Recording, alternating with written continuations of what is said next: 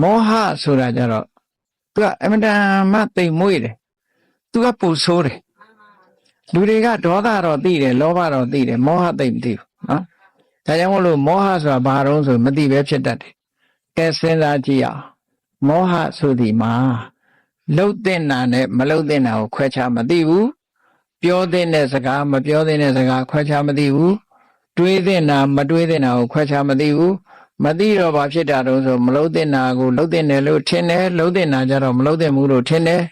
မပြောတဲ့စကားကိုပြောတဲ့နယ်လို့ထင်တယ်ပြောတဲ့စကားကြမပြောတဲ့မှုလို့ထင်မြန်တယ်ဟုတ်ကလားနော်အဲ့ဒါလို့အထင်နေမှားတဲ့အခါကျတော့ဘာဖြစ်တုံးဆိုမလှုပ်တဲ့နာကိုလှုပ်တဲ့နယ်ထင်ပြီးလှုပ်တာပဲလှုပ်တဲ့နာကြတော့မလှုပ်တဲ့မှုထင်ပြီးမလှုပ်ဖဲနေတယ်မှားမှားယွင်းယွင်းနေနေပြဿနာမတက်ဘူးလားမောဟသမားလှုပ်သွားတာကိုယ့်ရုပ်ကာယကြီးပဲအကုန်လုံးပြစ်တင်စရာတွေကြီးဖြစ်အဲ့ဒါကိုမောဟလို့ခေါ်တာနော်